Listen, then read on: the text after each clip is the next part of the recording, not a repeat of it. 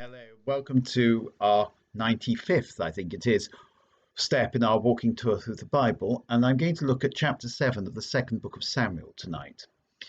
I'm Father Alexander, this is St. Peter's in Hove, welcome. Now, chapter 7 is very odd. In chapter 7, King David decides he's going to build a temple for the Lord. And then Nathan the prophet comes along and says, no, this is not what God wants. God does not want you to build him a temple. Rather, God will do something for you instead. He'll build you a dynasty that lasts forever, a house. So he says no to a house for himself, but he will establish David's house forever. House in the sense of dynasty. There's sort of a pun here. David then goes to the ark and prays in front of the ark, which is in its tent. And he thanks God for lifting him up from very humble beginnings to this great eminence, King of Israel, and promising him that his dynasty will last forever. And Nathan's prophecy is, of course, a prophecy that we recognize as a prophecy of the Messiah, at least in part. Nathan says in this chapter 7, roughly verse 11, the Lord furthermore tells you that he will make you a dynasty. And when your days are over and you fall asleep with your ancestors, I shall appoint your heir, your own son, to succeed you. Well, that's Solomon, isn't it? And I shall make his sovereignty secure. He will build my temple for my name, and I shall make his royal throne secure forever. Well, that goes a little bit further than Solomon, doesn't it? I shall be a father to him and he a son to me. If he does wrong, I shall punish him with a rod such as men use, with blows such as mankind gives. But my faithful love will never be withdrawn from him, as I withdrew it from Saul, whom I removed from before you. Your dynasty and your sovereignty will ever stand firm before me, and your throne will be ever, forever secure. Well, it's a sort of prophecy of Solomon, and yet it's also a messianic prophecy. Your dynasty will last forever. Except, of course, we know, human beings, don't we, that nothing lasts forever. And no dynasty lasts forever. Tudor dynasty, 3 generations. Stuart dynasty, 5 generations. The dynasty of Hanover, well, much more, but only 4 of those Georges and 1 William. The House of Windsor, well, will that go on forever? I very much doubt it, but it'll probably outlast me.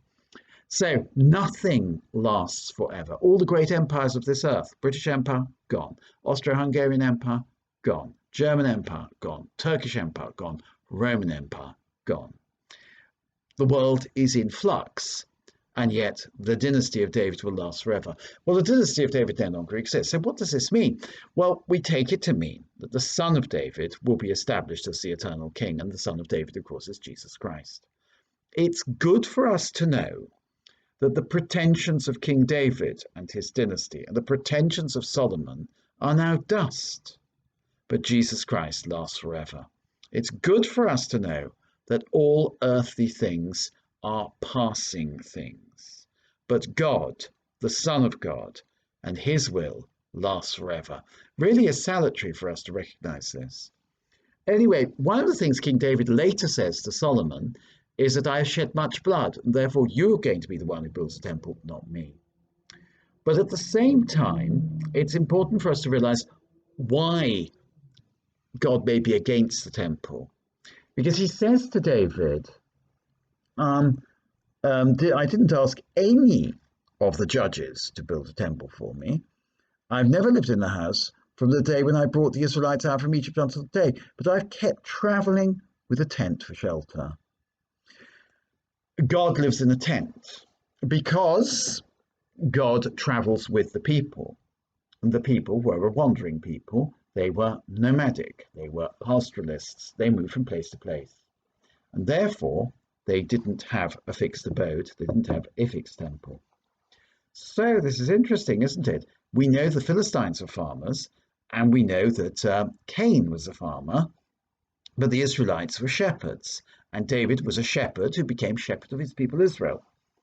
Here we meet once more the huge prejudice in the Old Testament against farmers and in favor of pastoralists. Now, this rivalry, farmers and pastoralists, is still with us. It's certainly a thing in Kenya today. I know that because I lived there and it was a thing. because the pastoralists do not recognize, or say they don't recognize, the idea that people can own land, whereas the farmers claim, this is my land, you can keep off it with your herds and your flocks. Even in Britain today, we English are farmers, whereas our Welsh brothers and sisters are pastoralists, and so it goes on. And also in Scotland and maybe in Ireland, there was more an emphasis on pastoralism because the land was much poorer and it could not be used for agricultural, for arable farming.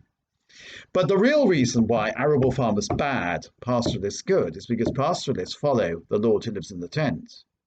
Pastoralists are pilgrims following the Lord who lives in the tent, whereas the people who farm are the worshippers of Baal. They are the ones who indulge in fertility rites. In order to make the land fertile, they sacrifice even their own children to the Lord of Storms, Baal, and also the goddess of fertility, Astarte. And therefore they are regarded as idol worshippers, murderers of their own children, thoroughly bad people.